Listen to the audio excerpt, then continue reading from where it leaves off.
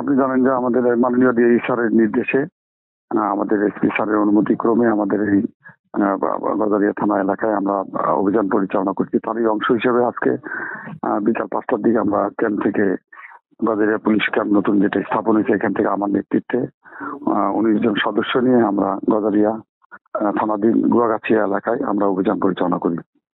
5টার সময় আমরা যখন মেঘনা নদীতে অবস্থান করাকালে স্পিড বোর্ডে আমরা অবস্থান করাকালে সন্ত্রাসীরা, এটা হচ্ছে নয়ন পিয়াস রিপন আক্তার এদের গ্রুপের সদস্যরা, এরা সশস্ত্র অবস্থায় নদীতে যখন বেলতলি এলাকায় সশস্ত্রের মহড়াদানকালে যখন আমরা নদীতে অবস্থান করি তখন এরা আমাদের উপরে ককটেল বিস্ফোরণ ঘটায় এবং অস্ত্র দিয়ে আমাদের উপরে গুলি বর্ষণ করে।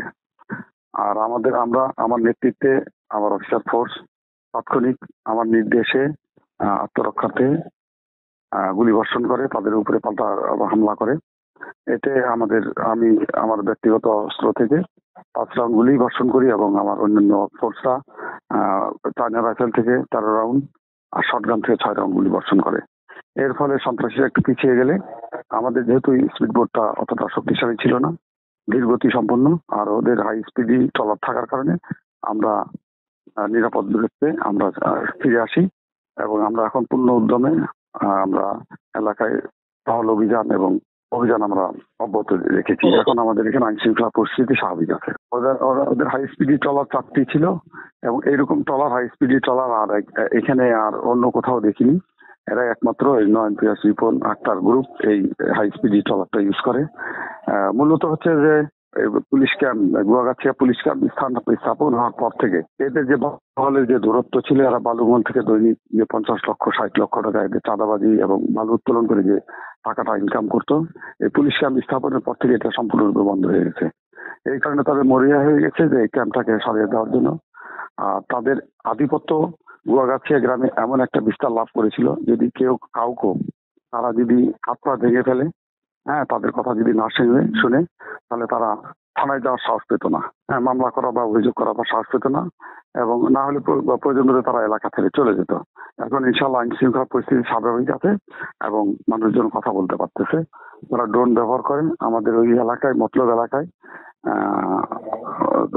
আমাদের মাননীয় পুলিশ সুপার মহোদয়ের সঙ্গে ওই জেলা পুলিশ সুপার মহোদয়ের সঙ্গে আলোচনার প্রেক্ষিতে ওই এলাকায় এখন অভিযান অব্যাহত থাকার কারণে এটা করতে পারতেছে না, এটা বন্ধ আছে। এখন আইন শৃঙ্খলা পরিস্থিতি স্বাভাবিক আছে। ইনশাল্লাহ আমাদের পূর্ণ শক্তি নিয়ে আমরা কাজ করতেছি এবং আমরা ইনশাল্লাহ পুরা গুয়াগাছিয়া আমরা অভিযান পরিচালনা করব এবং বিভিন্ন বাহিনী নিয়ে এটা আমাদের অভিযান পরিচালনা অব্যাহত থাকবে। এবং এটা আমরা হয়তো সন্ত্রাসীরা ভয় পাবে, আমরা বৈধ অস্ত্রধারী, অস্ত্র আমাদের, আর তাদের অবৈধ অস্ত্র।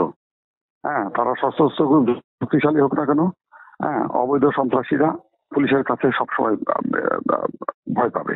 এখনো তারা যেহেতু তাদের অনেক জনবল আছে, তাদের যে হাই স্পিডি এখনো ট্রলারগুলো আমরা জব্দ করতে পারিনি, যার কারণে এখনো ওদের কিছুটা অনেকটা দৌরাত্ম্য আছে।